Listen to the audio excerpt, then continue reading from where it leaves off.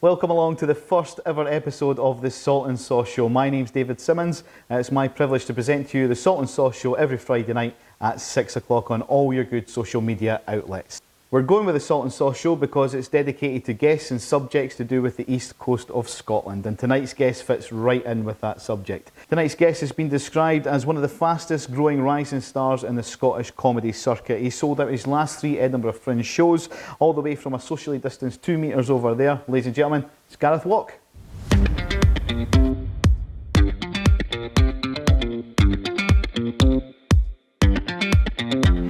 Yes, welcome along to episode 1 of the Salt and Sauce Show. My name's David Simmonds.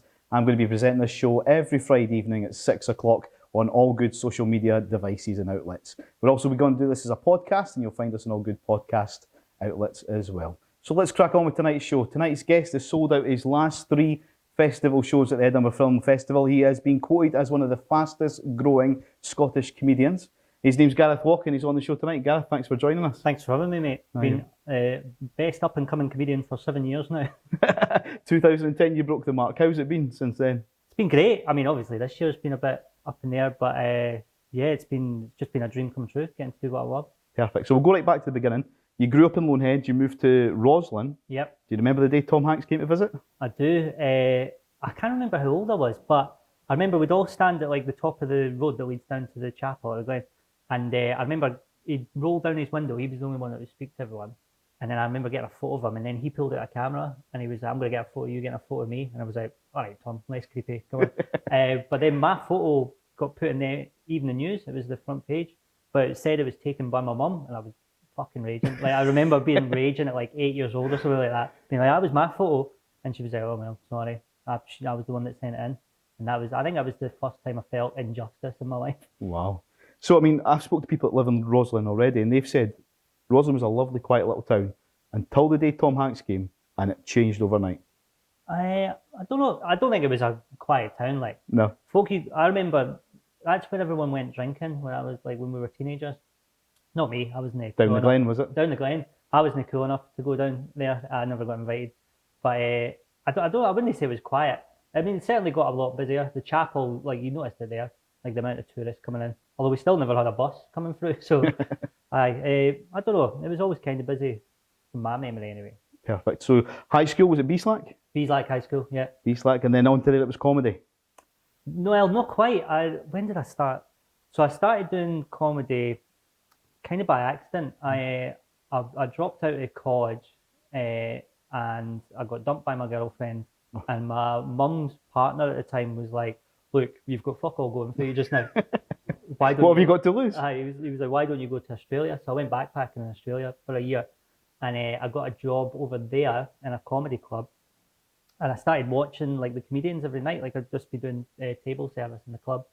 I'd be watching the comics, and then I started just writing stuff. And then one of the comedians I knew caught me writing stuff one day. He was like, are you writing jokes? And I was like, yeah. And he went, oh, we'll get you up on stage. And I was like, oh, no. And that was your first ever gig in Australia? So he one night he was hosting, this guy, and he was like, I'm going to get you up on stage to do your gig. And I was like, I'm not that keen. And he was like, come on, we'll do it Friday. And he G'd me up, and I was like, all right, I'll do it. So I come in on my day off on the Friday. So this is like, I don't know the best way to describe it. It's a huge comedy club. It's called the Comedy Store. Like, it's the biggest club in Australia. It'd be like the Comedy Store, I guess, in London is the biggest club here. I was a bar staff. I went in on a Friday night on my night off. We waited for the manager to go downstairs for a cigarette, and then he just brought me on to do 5 minutes. So I didn't realise how bad that was until like a few years later. Like, imagine like a bar staff just getting up on a Friday night anywhere, and folk are paid like 20, 30 quid for a show. And how many was in the audience? What sort of audience were you? I think it was like 200 or 300. Wow. Like that. And the barman comes up and tells a few jokes? Exactly, aye. But they introduced me as the winner of Best Newcomer at the Edinburgh Fringe. And I hadn't done a gig, right? So he was like, I'll just do that so they feel more confident. But I was so steaming because I was so nervous. I was just hammering drinks. I don't even really remember it. But I remember coming off and the security guard like high-fiving me. But the boss come back in and saw that. And then he kind of put 2 and 2 together and realised what I'd done. Right. And he like fired me on the spot. Really? Yeah, but I got rehired the next day. As a comedian? No. He was like, I heard you did well, but that was really uncool. And I was like, fair enough. So you'd obviously broke your duck by doing that. Where did you go on to perform your second gig, third gig and so on? I didn't do anything for like a year. I came back home. I started working in TK Maxx, and I think my mate was working there, and he told people that I'd done it. And the supervisor that worked there, he was like, I do comedy as well. We should do a show together at the Fringe. And I was like, aye, we'll do a show at the Fringe, because I thought you can't just walk in and do it. And then it was a couple of months later, he was like, so you up for the Fringe? And I was like, what do you mean? He was like, I put in for a show for us. So he put in for us to do a two-hander without me knowing. So my next gig was at the Fringe, doing like, it was in a little cafe down Leeds somewhere. So like not part of the festival at all. It was like away, like down some like side street that was so hard to find. I think the most audience we ever had was like 10 or 15. But yeah, he just kind of forced me into it, and then I've been doing it since then. Wow. So looking back to like giving shows to like 15 and 20 people, your last 3 Edinburgh Festival shows have sold out. Yeah. I mean, where did it all go right so far? I don't know. Like the first show was just such a shock. So it was at the Gilded Balloon. It was in one of the rooms upstairs. It was only 50 seats, but just every day it kept going on the sold out board, and it was at 1:30 in the afternoon, which isn't like not the normal time for comedy, especially with some of the stuff I was saying. Because I was like quite young and I was still like quite filthy at the time. So I remember my agent. She called me one day and she went, I don't know what you're doing, but just keep doing it. And I went, I don't know what I'm doing, so I'll just keep not knowing what I'm doing, and we'll see what happens. And it sold out. Then we went to the bigger venue. The next year we went up to a 90 seat, and then that sold out. And then last year I think we were 130 and sold out again. I don't know if it's just because I'm local or there's nothing else on. But people are coming to see you, so you're doing something right. So obviously this year, due to COVID, the festival was cancelled. Yeah. And you found yourself obviously doing shows live from your front bedroom, if you like. Yeah, kind of. So I've been doing stuff on Twitch, which is it's basically it's kind of like a YouTube kind of platform. It's a live broadcasting platform, social media. And most people play video games on it. I didn't start doing that, but now I've started. So I play like horror games. Yep. I hate them. I'm so scared. Like I get so scared all the time, but folk love that. So like I'll be sitting sweating in my room just like alone, and then like I'll get like folk watching that, and then I'll do a little bit of like stand up at the start of each one as well. Cool. Just to kind of keep fresh, because I haven't been on stage in 5-6 months, something like that. So it's the longest I've went without doing comedy since I started. So obviously before COVID hit, you were going out touring as well, and you've toured with the likes of Catherine Ryan and Daniel Sloss. Yeah. How was that going out with you guys? Yeah, great. Catherine was Daniel actually got me that gig. He recommended me to Catherine, and so I supported her at the Oran Moore in Glasgow. That was cool. And I went on tour with Tom Stades, which was just amazing. He took me all over the country. With Sloss, I've supported him internationally now. We went to Romania. We went to some place. I can't even remember the name of the city, but they'd never had an English-speaking comic before. And I went on first. I was the first English-speaking comic. With a Scottish accent like that. Well, they didn't understand me. A wee translator in the corner of the stage, was it? I remember Daniel was like, just speak slow, enunciate. And I thought I was, but afterwards the sound guy went, well, we thought he was Scottish, but you are way more Scottish. And I was like, I don't know that I am. I thought it was fine. But like the weird thing was they laughed in the right places. Mm-hmm. So they obviously understood like my cadence, like where like I was stopping waiting for a laugh, and then they laughed. But apparently they couldn't understand me at all. Oh, well. So you mentioned that you've been to Australia. You did a bit of comedy there. You've been to Romania. You actually returned back to Australia to the Sydney Comedy Festival. Is that right? Yeah. So I got invited to perform at the Sydney Comedy Festival 3 years ago now. And my first gig back was at the Comedy Store where I worked as a barman. So like I was like proper jazzed up about it. I was like I'm coming back to where I did my first gig. Like, because they have one of these old school boards outside where you clip the letters on, you know, like the Cameo Cinema has. Yep. So I used to be the person that put all the names on the board, like you get the ladder out and do that. So on my last shift there, I put my own name up. It was like Comedy Store this week, Gareth Waugh, and I got a photo in front of it. So when I must have been like 18, 19. And then I was like, next time I come here, it's going to be up there for real. So I was going back, it was first gig, and it was like proper, I don't know, like they fly out, so I didn't have to pay for that. Oh. And then you get there and there's got a guy with a wee sign, and I was like, this is fucking class. This is like being in a movie or something. So I got the guy, I'm like, right, no bother. We get into the hotel, and then they pick you up and take you to the gig. So I'm in the taxi going to the gig, and the driver's just talking to me. He was like, you've been here before? I was like, I worked here. I used to like be a barman at the Comedy Store. And he was like, all right, cool. And then I go in and I see the big board, and it just says, here this week, comedy showcase. Didn't have my name. Oh. So I was like, that's fine, it's fine. I'm part of the showcase. That's cool. I'm good to. I'm still playing. And I go upstairs. I was so nervous about just being back there because I hadn't been there for like maybe like 7 or 8 years, something like that. And then I started speaking to one of the barmaids, and I was like, "How long you worked here?" She was like, 2 or 3 months, I don't know. And I was like, "You know, I used to work here 7, 8 years ago." And she went, "Cool, do you want a drink or what?" I was like, "All right, nobody gives a shit about this apart from me." So that relaxed me weirdly because I was building it up too much in my head. I was like, "This is such a big deal." But her being a dick to me was just made it just a normal gig. And then I went out and just had a great time. Brilliant. So, as I mentioned, Australia, Romania, you've done obviously Edinburgh, Glasgow, London, New York as well, haven't you? Did a show off Broadway in New York. With your naming lights? Not quite. It was another one of those where it wasn't quite the naming lights. It was Daniel Sloss and Friends. Right, okay. I don't know why it was pluralised because it was just me. Like I was the friend. So, but I got to perform at the same time as him downstairs, and he was in the big room upstairs. But so it was like I was getting heckled from him basically because I could hear him upstairs, and I was in the little room with all I think I had like 40 or 50 folk in there. But I mean, to play in New York was just unreal. Yeah.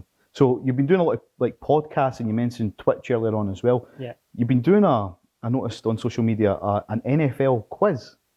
So I'd started an NFL podcast last year. I'd never watched the sport ever. Right. I'd occasionally watch the Super Bowl, like stay up late and else. watch it. Yeah. Aye. But my mate was dead into it. He just moved over. He's a comedian called Ryan Cullen. Right. He moved over from Ireland, and he was mad into it. And one night we were drinking and we watched the first game of the season, and he was explaining all the rules to me. And I was like, this would be quite a good podcast if you had somebody that knows a lot explaining it to somebody that's never watched it before. Yeah. So we were pretty hammered. It was one of those drunk ideas you had that we actually put into motion. So we started making the podcast, and each week they'd be just explaining something new to me or testing me on it. So it's almost been a year now. It'll be September 11th, I think, is the first game of the season. So that'll be 1 year exactly since we've been doing that. But it's such a good sport. Like, I always was of the mind like it's so stop-start. Yeah. But they've got this thing called Red Zone on Sky. It's basically like Soccer Saturday, right? Right. But they actually show you everything that's happened. So it's imagine Soccer Saturday, but you see all the goals and all the stuff. It's so good. Such a good way to learn it. Brilliant. I'm hooked now. So you mentioned you started this a year ago. As we mentioned, this is our first ever show tonight. It's a Salt and Sauce show, and we're based the whole concept of the show around about the East Coast. Now you get the connection with Salt and Sauce in East Coast, don't you? Because there's been others that haven't quite got it. But Salt and Sauce is traditionally East Coast Scotland, isn't it? Exactly, yeah. And you get a hard time for it everywhere else. I was going to say that. So when you go touring elsewhere, do you find that it is only the East of Scotland that will offer you Salt and Sauce? 100%, yeah. I think some places in Fife, but that's east as well, I suppose. But yeah, anywhere else, like I remember asking for it once in Calendar, and the woman was like she was pissed off. Looked at you like you had two heads. Yeah. I was like, all right, sorry, but have you ever tried to make your own sauce? No. It's no easy, man. A mix of brown sauce and vinegar, is it? Well, apparently it's not that at all. Oh well. I've got an exclusive. My first girlfriend worked in a chippy when we were 16, 17, and I was like, it's just cheap sauce and vinegar, and she went, no, it's just cheap sauce and water. So apparently there's no vinegar in it at all. It's just watered down brown sauce. Well, that's taking the wind right on my sails. I know. That was from a chippy in Midlothian. I don't know if I was about to say it. I better not give it away.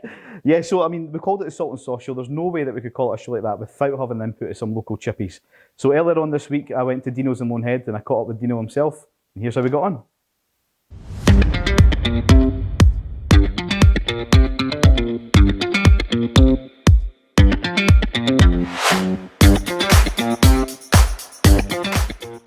Can I take a fried piece of supper, please, Dino? Of course, no problem. Perfect. Welcome on to our first ever chippy of choice. This week I am in Dino's in Lone Head. We're going to be speaking to Dino in just a few seconds. If you want to check him out, he's on Facebook. We're on the main street here in Lone Head. Come on and try it out. So this week's chippy of choice is Dino's in Lone Head, as I mentioned. I've got Dino here just now. Dino, you've been in Lone Head since what, 1968? 1968, my father bought the shop and he retired in 1988 and I've been here since. So yeah, big thanks to Dino for taking part in the Salt and Sauce Show. We do appreciate it. We'll be going to other chippies in the area as well and popping around and seeing you. We've actually got posters as well that we're going to be putting up in our local chip shops as well, so look out for the show there. Gareth, obviously, the job that you're in, obviously going around touring, doing comedian work, you find yourself eating out a lot of these establishments? Aye, too much. Yeah. Because there's a comedian called Jamali Maddox, right, who has one of my favourite jokes about comedy. He goes, comedy's the best job in the world because you can show up drunk and then your boss will say, what do you want to drink? So, because we can drink, it's what you do at comedy clubs. So you end up having a couple of drinks normally, and then once you know what it's like, once you've had a few, you don't care what you're eating. You're like, okay, I'll just get something bad. So always eating shite a lot. I've lost so much weight in lockdown just from not drinking and not eating a chippy every time. If you were to go to a chippy, what would you normally go for? Well, half pizza supper I think is just the king. But recently, I went up to Glencoe, and my car broke down, and then I had to go back to get a couple of days later. And I went to is it Tyndrum? Yeah. There's a new chippy there, and they did a thing called a Highland Trio, which was haggis, black pudding, and a sausage supper, like 3 little ones, and it was unreal. Like, I'm part of me is like, well, how often can I go up and just like sabotage my car? So I've got to spend more time up there and just have more chippies. But I think if more places did that, that'd be the one. And I'd be happy to die at 50 years old if I could eat that every week. I mean, that must be a huge thing for the tourists to come in and take a Highland supper, if you like. Aye, yeah, totally. Like the second I saw it, I was like, that's definitely for the tourists, but it's got a wee bit of peppercorn sauce on top of it as well, probably finish it off. Yeah. Now, you actually tweeted something. You retweeted a tweet from the Stand recently, quite a serious thing to talk about. It was, the Stand comedy clubs are on the brink of collapse as venues mark an urgent plea for arts funding. So how damaging would that be to the comedy circuit if establishments like the Stand were to close? It would, I think it'd be catatonic. Like it would be, the Stand is such a cultural institution in comedy, and throughout the world, like everybody in the world knows about these clubs. Like I don't think people in Scotland realise how lucky we are. They're widely regarded as some of the best comedy clubs in the world. Yeah. And without the Stand, you don't have Frankie Boyle, you don't have Kevin Bridges, Susan Calman, Larry Dean, Daniel Sloss. You don't have any of those people because they have the night on a Monday, which is Red Raw, where you go up and try new material, and that's where all these people like started gigging. Frankie spoke about it recently. Frankie Boyle was like, he did his first gig and hated it, and then they asked him to come back, and if they hadn't done that, he wouldn't be doing comedy. Mm-hmm. So it's hugely important, and there's such a good. They just treat all their acts right, and their staff, which I think is something that doesn't get spoken about enough. They pay their staff a living wage, and throughout the whole of lockdown and all that, they've been paying their staff 100% of their wages. That's superb. So and particularly in the Fringe, so many venues in the Fringe take advantage of the acts. I don't know if that's a bird or what. Sounds like someone getting pulled up in a pool. Aye. Is everybody away or is it next door?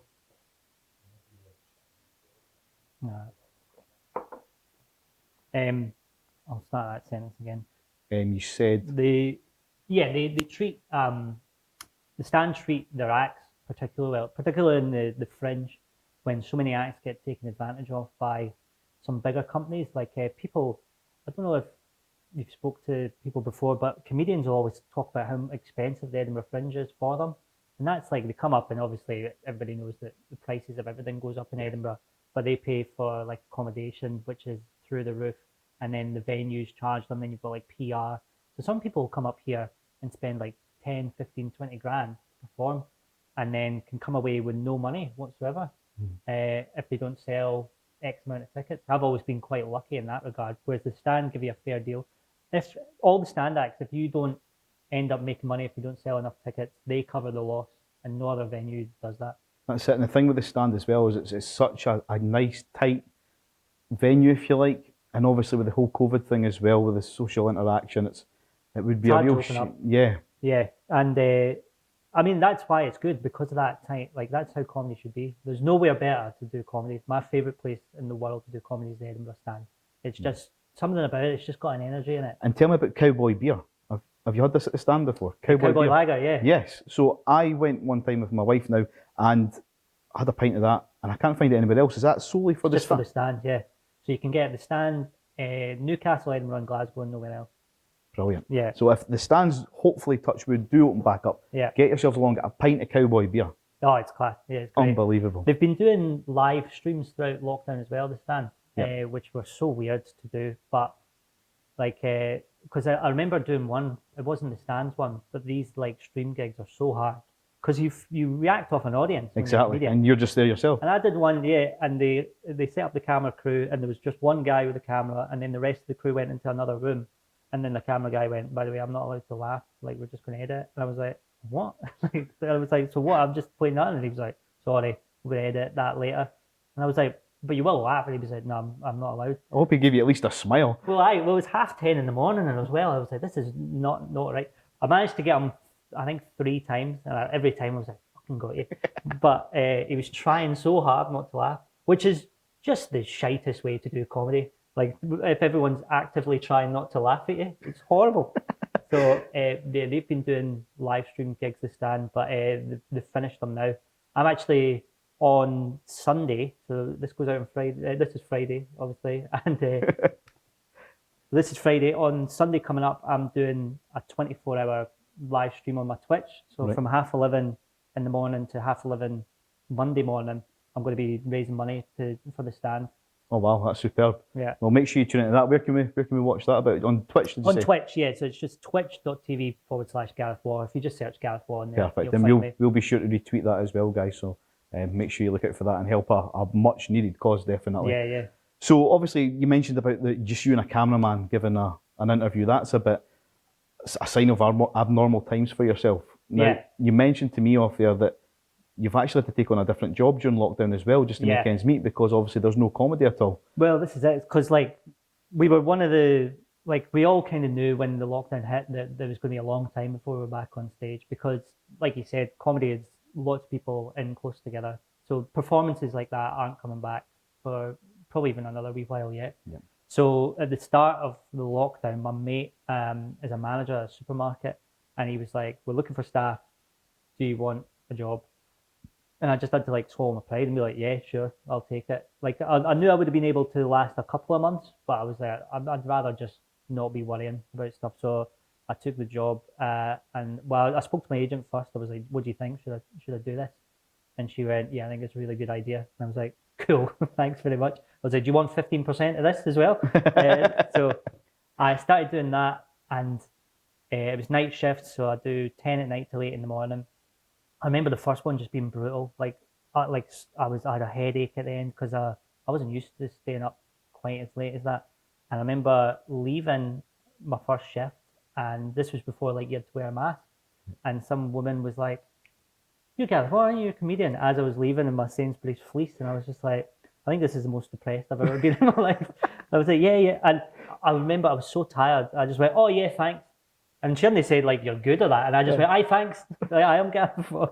And then I stopped and turned around and went, sorry, you never even said about it. And she was like, it's okay. I was just so flustered by it.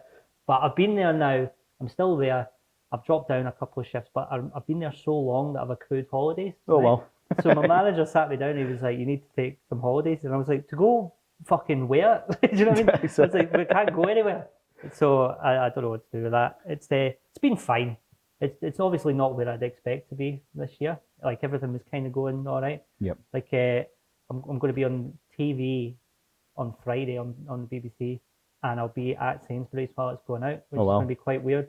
Yes, you're on TV tonight. Sorry. Tonight, yeah. Tonight, sorry, yes. yeah. What channel is that on? BBC Two. BBC Two. At what time? Yeah, 11 o'clock at night.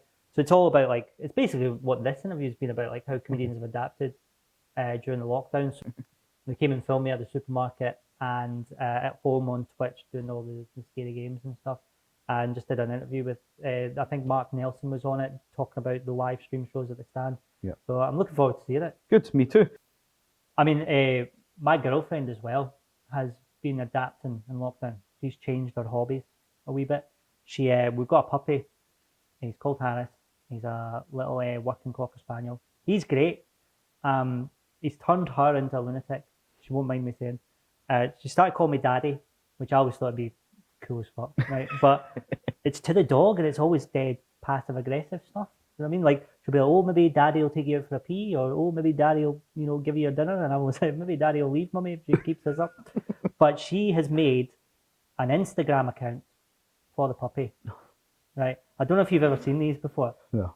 Right, so I knew they existed, but I didn't realize how weird they were before. Like, because here's the thing, she posts as the dog, right?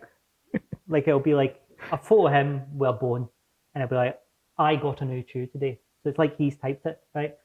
And all these other dogs comment on it, right? Be like, oh, you're a lucky boy.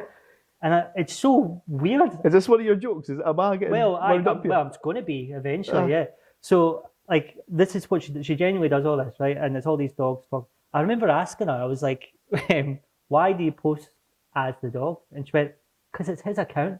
Like, I was mental for asking. I was like, are you fucking serious? So the way I found out about the dog having an Instagram was I put up a photo of him on mine, and then he commented on it below the photo. It said, tag me next time, daddy, right? And I remember, like, I was in the house with him alone. She was like able to go to work, and I was like, it can't be you, you've not got thumbs. Like, it was just so weird. It's so weird. And it's always cutesy stuff. I went on a few of the dog like Instagram pages. Like, one of our neighbours has got one as well, and now they're pals on Instagram, the dogs, and they like talk to each other about it. And it's always, like I said, it's always like puppies. It's always like cute. You know what I mean? It'll be like a photo of him down the beach. And he was like, I was down the beach today. #Sandy paws. Like, it's, I don't know. It's never like an old bulldog. You know what I mean? Like a really ugly looking staffy or something like that. Just being like, too many fucking cats in this country. So it's never like that. It's always a bit cute and weird. Well, you should maybe hijack the account and then just go a bit rogue on it and just say went to the pub, got pissed. And I refused to follow it for a long time because I totally didn't agree with it. But I follow him now, and I've started sniffing the butt next door. Aye, yeah. Well, that would be funny. Well, this is actually, my girlfriend is kind of flirting with the next door neighbour's dog through that dog, because it's a girl and he's a boy, and she's always like, oh, that's your girlfriend. I was like, stop doing this. What? You're mentally unwell. That's what's going on. It's like, it's so weird. And then, like, they like each other's photos. They've started going for walks and stuff now. It's just bizarre. I don't get it, but it makes her happy. So who cares? Lockdown does funny things to funny people. Aye, well, more than others. Some more than others for sure.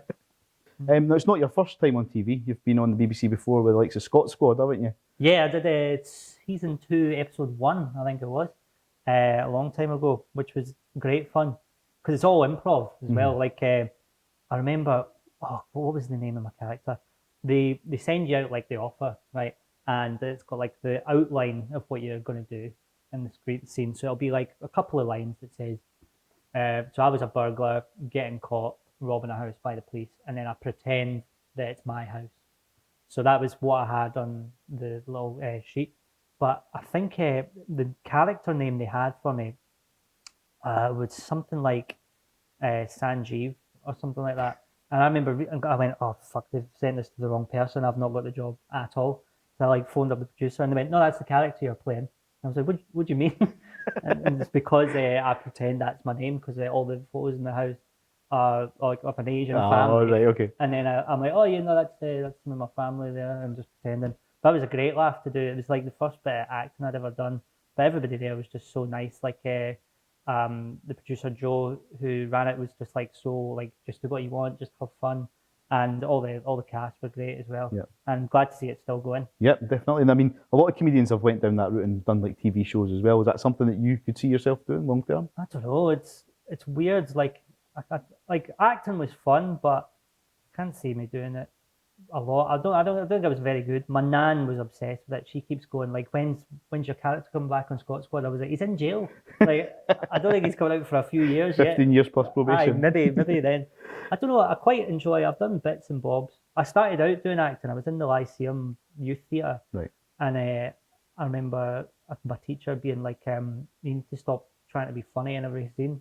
So this was like when I was 14, 13, and I eventually was asked to leave just for pissing about too much. Were you like that at high school? Were you like the class clown, or were you? No, I remember folk were funnier than me at school for sure. Like, you know how like they started doing this quite American thing recently in schools. You know, like you get the Leavers jumpers and that, and you need the yearbook, which I was always a bit weird, but they would vote like who's going to be most successful, stuff like that. And I remember Funniest Boy, my mate won that, and then there was a runner-up, Funniest Boy, and another mate won that. And my mate who was on the yearbook committee said there was one vote between the two of them, and then another vote less was me in third place, but I didn't even make it. And I remember being like, well, fucking show of yous. You've done no bad. Yeah. I think one of them is an IT specialist for the Scottish courts, and the other one is in like Scottish Water or something like that. So they've not went. They were happy to just get that little funny accolade then, and I was like, no, I need to win some Do one better. awards. Yeah. Definitely. So being a comedian, one thing I need to ask you is obviously the heckling side of it. Yeah. How do you handle heckles? I seem to get. I used to get them loads. Like, I used to get them every second gig because I like when I looked a bit younger and I was a bit more clean shaven. I think I looked like I couldn't handle them, so folk did it all the time, and I just loved them. Like I used to really relish getting them because then I could just slam them down, and they don't expect me to be as vicious because I'm quite short, ginger, obviously. Like I remember I used to do a thing where I was like, look, I'm used to getting abuse. Like in high school, I was short, I was skinny, I was ginger, I had braces, I had glasses. I was like a bully buffet. They were like, I don't know where to even start picking on you, mate, right? Yeah. So I'm used to it a lot. They tend not to be that harsh, you know. Yeah. Folk always think it sounds like it's going to be something brutal, like you're shite or anything like that. I've never really had that. It's normally folk just kind of joining in. Mm-hmm. Like they just get a bit excited and they want a wee bit of attention or something like that. So you'll like be talking about something, they'll be like, oh, I haven't done that. Like that's all it is usually. So I quite enjoy it. I try and encourage it a little bit. I did have the only time that I felt like a bit like, geez, what's going on, was in Paisley when I started out. That was before you got into the venue. Aye, exactly. It was before we'd started, right? Yeah. So the green room was the snooker hall, right? Mm-hmm. And the main bar was going to be the show, and it was just the corner of the pub. I think I'd only done like 11 gigs at this point or something. And there's two guys playing pool as we were sat in the green room waiting to go on. And one of the guys went, you one of the comedians, eh? And I was like, yeah. And he put the pool cue underneath my chin like that. And he went, you better be fucking funny. And I was like, I'll try. So you went on with a little bit of chalk on your chin? A little bit of chalk under there, yeah. Wow. That was my first beard. Do you find you get more heckles in the smaller sort of rooms than the bigger venues, or? Aye, I don't know what it is. I think the bigger rooms, people feel maybe a bit more exposed. Mm-hmm. So like in a theatre, you very rarely would get a heckle ever. Yeah. So like any time I've done like a really big gig, there's never been anything like that. I don't know if it's like, it's those more enclosed ones that feel less like a show, I suppose, where there's no stage and like the mic cable's loose and it keeps cutting out and like they can see you just standing at the back of the room walking on. There's something about that where they're like, well, this isn't real, and they'll heckle a bit more. There is a couple of clubs where you get a bit more heckling than others. The Stand's pretty good. They don't let anybody heckle, which is fine, I think. Like it is good for new acts because that can really panic folk. Whereas other clubs kind of encourage it a bit more. Yep. Or they just don't tell them off as much. What's been your worst gig? Do you remember like a gig when you come off, you're just like, oh my God, that was terrible? Yeah, I did one. There's a couple. Thankfully, it don't happen too often, but I did one at Edinburgh Zoo. It was in the big building in the middle, and it was in the middle of the day in the festival, and it was some corporate thing. There was just a pallet. There wasn't a stage, and they just chucked a rug on it. And then they went, like all these people are standing, talking and eating food and stuff and like having a good time. And then somebody just went, okay, everybody, here's the comedian. And then I just had to walk up. But they didn't know that was on. Like they had no idea, first of all, who I was, which is fair enough. Nobody does. And then second of all, they didn't know there was any comedy happening. So then I'm just stood on a pallet in the corner, like trying to talk to them. And like you can see a couple of folk trying to listen, but then everybody else is just ignoring you. So I was just standing, and I remember just looking at my watch and being like, right, I just need to talk for 15 minutes and I get paid. Doesn't matter if nobody laughs. If you make it to 15 minutes, you get the money. Like they can't say no to that. Yeah. So I was just like, I remember just like every now and then just going, 8 more minutes of this, and then like just trying to talk, but just I was brutal. And then I did one kind of similar vibe. It was at a football after dinner thing, and nobody was listening, and they were about 20 feet away from the stage, and they're all just sat like trying to, like folk are just arriving for this dinner, and I'm just stood there because I had to go to another gig. Right. It's the ones where you get ignored that are way harder than a heckle. I'd happily play to deathly silence than just folk talking and not like, because you feel mental. Like sometimes you just feel like you've just wheeled in your microphone and went, "Hello, everyone, listen to me," and they're like, "No." So you're just standing talking to yourself like a lunatic, which is way worse than silence. What about the best venue you've played? What about the best one you've come up with? By the way, you've come off stage, you'd be like, that was absolutely brilliant. I loved that. I think the Playhouse, the Edinburgh Playhouse. It was fourth on the Fringe, so I'd won a competition. It was like fourth one to watch or something like that. So it was 3,000 people, and this was quite. Well, I don't know how long I'd been doing comedy. It'd only been a couple of years. I was still quite new, and I had 5 minutes of this thing. And I remember just like I had to follow some like gymnasts and stuff, and then there was like huge comedy names on as well. And I remember just walking out and being like, "This is nuts!" Like I recorded it in my phone just to hear it back later. It was just insane. There was like, it was weird. It was so different from a normal gig because it was like a couple of seconds before the big like huge laugh. I don't know if just the sound traveling back or whatever, but I remember that first joke that like maybe it was only a second, but it felt like forever. Waiting on that like, laugh. Oh no! And then it just went, and I was like, Jesus Christ! Like that was nuts. And then I got to do the fourth on the Fringe again a couple of years ago in the afternoon show, and it was just the same. It's just to play to an audience that size is brilliant. Yeah. Because folk always think that sounds quite daunting, playing to like such a huge crowd. But if only half of them laugh, that's still 1,500 people laughing. So it's still way better than any laugh I've ever had before. Like the stand holds 120, Monkey Barrel holds like 130, 140, I think. So 1,500 compared to 100, it's pretty special. Like. So obviously touring with different comedians as well, you must have made some like good mates along the road. Who would you say is your best mate in comedy? I've got a group of mates that we've got like a little WhatsApp. We're split all over the country. That must be the best WhatsApp group ever with comedians. It's pretty brutal. Is it? To be fair, like because close to the bone. Yeah, like we're always a lot of the guys are close to the bone on stage. So in the chat, like if screenshots of that came out, we'd all be done. Like we'd be absolutely finished. But yeah, there's like Daniel Sloss is in that, Ryan Cullen, Kai Humphreys, a bunch of other English actors. I'll not name them all, but they're all in there, and it's great bunch of boys.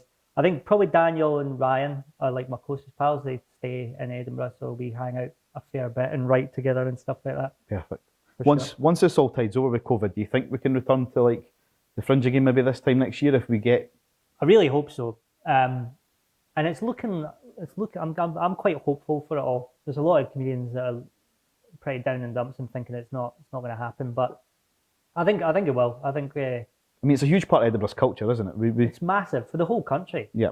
Like Edinburgh without the Fringe just feels really weird just now.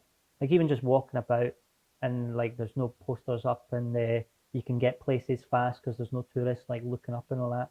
Like I don't know, it's just a different vibe, but it's been quite hard to take. The Fringe for me as well, because I've been doing comedy now 9 or 10 years. Like you said, I go over to Australia quite a bit, so I'm pals with quite a lot of Aussie comics. Because when I go out there, it's for like a month at a time. Yeah. And then when the Fringe comes on, it's like all my pals from all over the world are all coming to visit. I get to just like hang out and watch their shows and drink for a month. It's just been really weird not having it this year, for sure. Right, so we're going to play a quick game, Gareth, if you're up for it, okay? We're just going to do some quick fire questions. I just want you to give an answer and then a brief description as to why you picked that answer, okay? Okay, so first of all, Nando's or McDonald's? McDonald's. Because, I don't know, I'm really gross when I get a McDonald's. I get a burger meal and nuggets and I just feel awful afterwards. And I quite like feeling shite. And is this once you've come off stage? Sometimes, aye. It's just grim. Like the amount of hotel rooms where I've had a McDonald's. It feels like having an affair. It genuinely does. My girlfriend will be like, what do you have for dinner after the show? I'll be like, oh, quinoa salads. And I'm sat there with a Big Mac and stuff. Like I remember we did a veganuary one year, right? I mean, Mrs. she convinced me to do it. And the next night we were meant to be going out with our mum and dad to a steak restaurant. And I was like, oh, we can't do it. And she went, well, how about this? We can eat meat if we eat out. And I remember just eating so many McDonald's that month. That was a discount. But I'd be like getting home late and stuff. And she'd be like, where are you? And I'd be like, oh, traffic's terrible. And I'm just like pulled over having like a chicken legend or something. And then like getting home, she's like, what's that on your collar? Is that ketchup? Have you had a burger? I'm like, no, it's lipstick. I've been cheating on you. Boyzone or Westlife? Boyzone, I think. Are they the ones that did You Are That's Backstreet Boys, guy. Backstreet Boys. Fuck. Boys Home with Ronan Keating. Right. Westlife then. Westlife. Good Aye. choice. I would have picked Westlife. Tea or coffee? Oh, it depends on the time of day. I prefer coffee, I think. Coffee. Coffee in the morning to get you I going? like that coffee is seen as like an activity. Like you can go and grab a coffee with somebody. You wouldn't go and grab a tea. That'd be a bit weird. Exactly. X Factor or The Voice? Oh, fuck. Or neither. Neither. I hate any sort of reality. Saturday night you get a chippy with salt and sauce. You've got to sit in front of the telly and watch one. Maybe Or you could obviously tune into State of Mind and get the podcast on there. But maybe The Voice. I like the chair spinning round, and I like seeing the panic in their eyes when folk haven't turned round yet, and they know they're getting towards holding the on that last note to end. get a They're wee bit like, low. yeah, I like seeing like them panic like that. It's good. Best alcoholic drink? We're at a bar right now. What do you order? I'll drink fucking anything. I'm like a fish, honestly. it's the job. It's wrecked it. I like a pint, but I've really got into gin and tonic lately. Yes. Which, Gin's really, I mean, myself, pink gin, and I feel embarrassed saying that, but pink gin and lemonade. So good. And obviously we've got Edinburgh gin as well, which is really just skyrocketed. Paris gin is one of the nicest drinks I've ever had. It's so good. We've got so many good gin distilleries, but I feel like a bit of a class traitor every time I have stuff like that. Like, because my girlfriend's like quite well to do, and like I'm scum. And every now and then, like, what was it? We were sat eating something the other day, and I was just like, my dad seen this, he would be fucking disgusted. Like, I think it was like, I don't know, hummus or something like that. And she was like, isn't it nice? I was like, it is nice, but I'm not happy about it. Favourite soft drink? I am brew, old school. I am brew. The old school one. I would say, yeah. Aye. I nearly, I told you this off, but I'll talk about it again. Apparently, I got down to the last two for an I am brew advert, but I didn't audition. So I don't know how I got down to the last two. And then my agent was like, you're down to the last two. They've just asked for a headshot. I'm going to send that across. I'll let you know what they say. So she sent the headshot. And then like an hour later, she went, they went with somebody else. And I was like, so they looked at me and went, fucking no chance. We'll get somebody else. Pick another guy. Aye. Don't have to disclose this one, but favourite football team? Well, right. Arsenal, I would say. Wow, I wasn't expecting Huge that. Arsenal fan. I'm also a Celtic fan. I've become less enamoured with the Scottish leagues over the years. I don't know why. I felt like a real lack of excitement for a long time with it. But now it's starting to get a bit more exciting again. Mm-hmm. But Arsenal, I'm a huge fan. I mean, obviously, just now, going back to it, it's quite another area that's been hit by crowds as well. Obviously, no crowds at the games. It's a completely different game now, isn't it? Totally. If it's NFL, it would be the Seattle Seahawks. NFL. I don't know why either. Right? I remember watching one of the games and they were losing. And I was pissed off that we were losing. I went, it's team for me. Them. Yeah. Favourite holiday destination, Gareth? Right. Let's see. I like sun, despite the complexion. Like Thailand was amazing. I love going snowboarding as well. I like going to the Alps. But again, I feel like a bit of a class traitor there. Everybody's very posh.